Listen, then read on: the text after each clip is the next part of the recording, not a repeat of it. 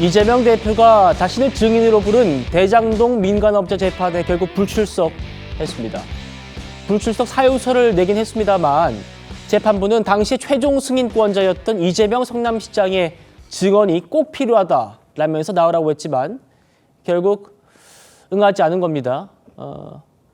오늘 재판은 이재명 대표가 불출석하면서 6분 만에 끝났다고 하는데요.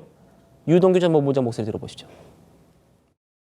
재판을 무시한 거죠. 사법부를 무시하는 겁니다. 핑계가 뭐냐면 자기가 대장동을 잘 모른답니다. 단군일의 최대 지적이라고 그러면서 자기가 설계했다 이랬던 재판 아니겠습니까? 늘 그냥 무책임합니다. 모른다.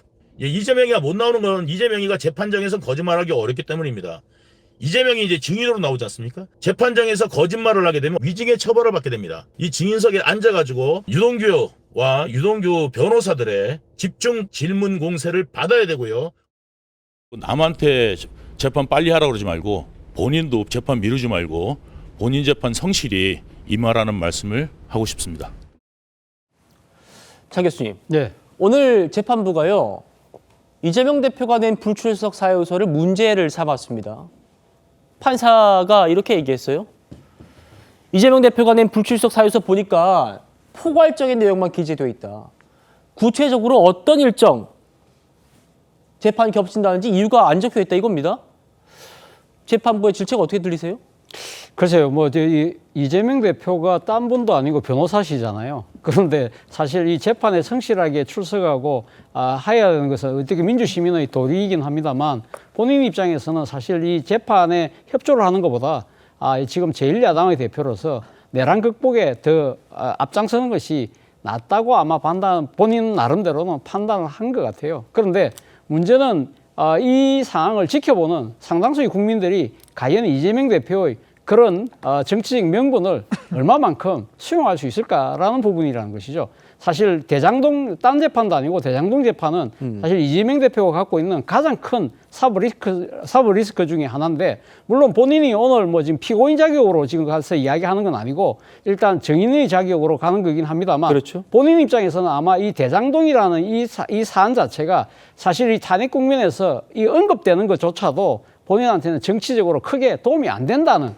나름대로의 속내도 작용한 것이 아닐까라는 생각이 듭니다. 그렇기 때문에 앞서 제가 이야기한 대로 이 이재명 대표의 법정 불출석에 대해서는 상당한 비판을 본인 스스로가 감내할 수밖에 없지 않을까라는 생각이 듭니다. 예, 박 대변인님.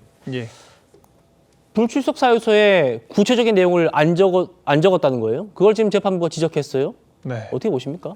그러니까 이재명 대표가 좀 계속해서 헌법제 84조에 따라서 대통령이 되면 소송은 중단된다, 재판 중단된다 이런 이야기를 하고 있지 않습니까? 그러니까 사실상 지금 목전으로 다가온 피선거권 박탈형이 걸린 이 허위사실 공표죄를 제외하고는 다 비본질적인 문제라고 생각을 하는 것 같습니다. 그러니까 어차피 엎어치나 되치나 대통령만 될 수 있으면 다 무력화가 될 수 있다라고 믿는 게 아니고서야 이렇게 무성의하게 재판에 임할 수는 없는 거거든요. 그래서 저는 그런 부적절한 태도들을 이재명 대표가 계속해서 노출하고 있다라고 생각을 하고요. 어차피 결론을 무력화시킬 수 있다라고 생각을 하기 때문에 당장의 재판에 임하지 않는다는 이런 태도 자체가 정말 이 변호사 출신으로서 그런 어떤 법정 모독을 하는 거다라고 저는 생각을 하고, 이재명 대표가 그렇게 정말 하루살이식으로 오늘만 버텨보자라는 의사결정을 한다라는 것 자체가 정치적으로 단죄 받을 수밖에 없는 좀 부적절한 그런 문제로 비화될 것이라고 생각합니다. 예. 결국 재판부는 이재명 대표가 다음 주에도 안 나오면 과태료 부과를 검토하겠다 이렇게 지금 얘기를 한 상태입니다. 과태료 부과. 윤기찬 의원님. 판사가요. 이 대장동 민간업자 재판에 이재명 대표를 총 6번 증인으로 불렀답니다. 6번. 날짜를 다 지정했어요. 그런데 오늘처럼 사유서 하나 툭 주면서 구체적인 거 없이 포괄적인 내용만 담겨 있고 그런 식으로 하면 재판 계속 지금 공회전 하는 거 아닙니까? 어떻게 보십니까? 그러니까 지금 대장동 사건이 2개 재판부로 나눠서 하고 있거든요. 이재명 대표하고 정진상 실장은 다른 재판부에서 하고 민간업자 유동규 씨하고 민간업자하고 해서 5분이 저 재판부에서 하고 있기 때문에 이재명 대표의 진술이 반드시 필요하죠. 그런데 처음에 4개 기일을 지정했었어요. 4개 기일을 지정했는데 안 나간다고 밝힌 사유가 구체적으로 쓴 것이 아니고 나는 몇 개 재판을 받고 있기 때문에 바쁘다. 그러면 몇 개 재판의 기일과 어떻게 겹치는지를 설치를 해야 되는 거거든요. 근데 그 겹치는 길을 얘기 못하는 부분이고 또 정당과 의정 활동 때문에 바쁘다. 이것도 글쎄요, 뭐 의정 활동은 아닌 것 같고 정당 활동도 그렇게 불효불급한 것 같지는 않고요. 마지막에도 좀 재판부가 아마 좀 언짢았을 것 같은데 아는 내용이 없다는 겁니다. 아는 내용이 없으니까 내가 나갈 이유가 없다. 글쎄요, 그 대장동 사건의 성남시장으로서 결재권자였는데 아는 내용이 없으면 아는 내용이 없는 데로 가서 밝히면 될 일이고 아는 바 있으면 아는 바 있는 데로 가서 밝히면 될 일인데 나는 안 나가도 된다. 이것은 일반적으로 피고인 내지 그 관련자들이 할 수 있는 얘기가 아니에요. 사실상의 여긴 증인 신분이지만 아까 제가 말씀드렸지만 만약 한 재판부에 병합됐으면 피고인 신분이 될 만한 그런 신분이었거든요. 그 해당 재판부에도. 그럼에도 불구하고 안 나간다는 것이죠.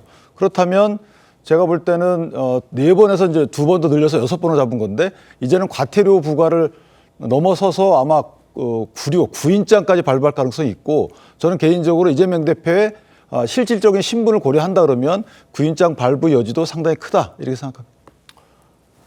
자, 폐문부제 기억하실 겁니다. 이재명 대표가 법원의 서류를 수령하지 않고 재판을 지연시킨다 이런 지적을 받았던 지점인데 비슷한 사례가 하나 더 확인됐습니다.